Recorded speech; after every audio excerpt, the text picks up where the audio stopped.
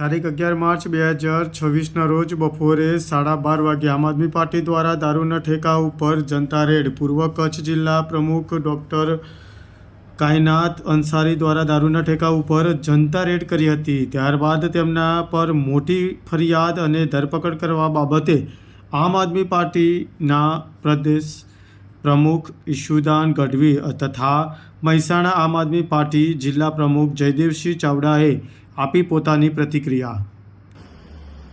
જય જવાન જય કિસાન. મિત્રો ગુજરાતમાં શું થઈ રહ્યું છે? કાયદો અને વ્યવસ્થા જાણે ખાડે ગયું છે અને કાયદો અને વ્યવસ્થા જાણે બુટલેગરો માટે હોય એવી રીતે ચાલી રહ્યું છે. આમ આદમી પાર્ટીના પૂર્વ કચ્છ પ્રમુખ અને જાંબાજ લેડી કાયનાતબેન અંસારી કે જેમણે વર્ષોથી સમાજ સેવા કરી રહ્યા છે, વર્ષોથી લોકોનો અવાજ ઉઠાવી રહ્યા છે અને પ્રતિષ્ઠિત ડોક્ટર છે, એમણે લોકોની માંગણીને લઈને દારૂ જ્યાં અડ્ડા ચાલતા હતા તે જનતા રેડ કરી. અને જનતા રેડ કરી મેં સાંભળ્યું છે કે દારૂના અડ્ડાઓ કોઈ પોલીસ મિત્રોના સંરક્ષણથી ચાલી રહ્યા હતા અને એમણે આમની ઉપર દારૂના અડ્ડા બંધ કરાવવાને બદલે આમની ઉપર એટ્રોસિટીની ખોટી ફરિયાદ કરાવડાવી છે. આ તો હદ થઈ ગઈ. ગુજરાતમાં બહેનો ઉપર, પ્રતિષ્ઠિત નાગરિકો ઉપર જો જનતાનો અવાજ ઉઠાવશે એના ઉપર ખોટી એટ્રોસિટીની ફરિયાદ કરાવશું. આ તો કયો કાનૂન થયો?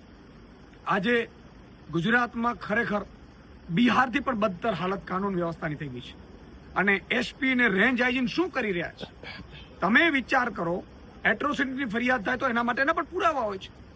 જ્યારે એટ્રોસિટી માટે તમે જે કાયદાનો દલિત સમાજને એક રક્ષણ મળી રહ્યું છે એનો આ કેટલાક અધિકારીઓ અને કેટલાક મળેલા લોકો બુટલેગરો સાથે આટલું મોટું ષડયંત્ર કરાવડાવશે. આ તો હદ થઈ ગઈ.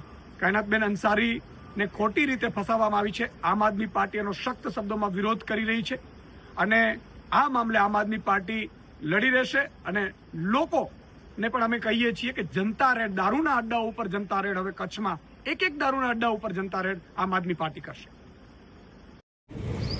જય હિન્દ, જય ભારત, જય જય ગરવી ગુજરાત. હું છું જયદેવસિંહ ચાવડા, એડવોકેટ મહેસાણાથી.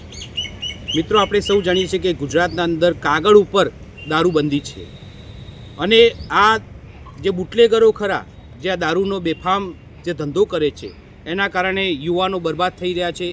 એમના પરિવાર, કુટુંબ, સમાજ, દેશ બરબાદ થઈ રહ્યો છે અને અનેક પ્રકારના ગુનાઓ આ બુટલેગરોના માધ્યમથી થઈ રહ્યા છે.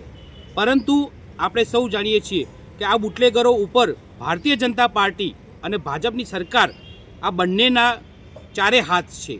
જેના કારણે આપણે સૌ જાણીએ છીએ કે ઘણા કિસ્સાઓના અંદર પીઆઈ, પીએસઆઈ કક્ષાના વ્યક્તિઓને જાહેરમાં બુટલેગરો મારે છે.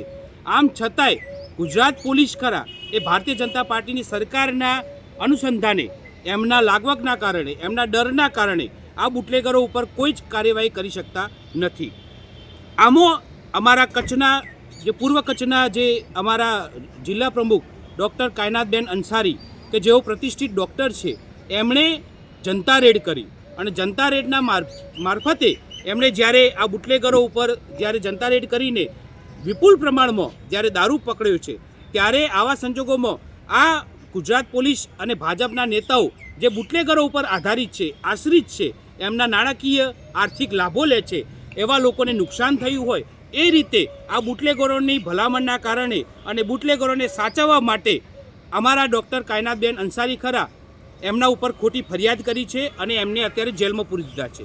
તો અમે અત્યારે પૂછવા માગીએ છીએ કે શું ગુજરાતના અંદર અઘોષિત the Gujarat bootlegger protection act લાગુ પડેલ છે, જેના અનુસંધાને જ્યારે બુટલેગરો ઉપર કોઈ જનતા રેડ કરે ત્યારે એવા જનતા રેડ કરવાવાળા વ્યક્તિઓ ઉપર ખોટી ફરિયાદો કરીને એમને જેલમાં પૂરી દેવા. તો શું આ ગુજરાત બુટલેગર પ્રોટેક્શન એક્ટ ખરેખર લાગુ કરી દીધો છે? અને જો નથી લાગુ કર્યો તો મુખ્યમંત્રી અને ગૃહમંત્રીને અમે વિનંતી કરીએ છીએ કે અત્યારે વિધાનસભા સત્ર ચાલુ છે તો અત્યારે લાગુ કરી દો. જય હિન્દ, જય ભારત, જય જય ગરવી ગુજરાત.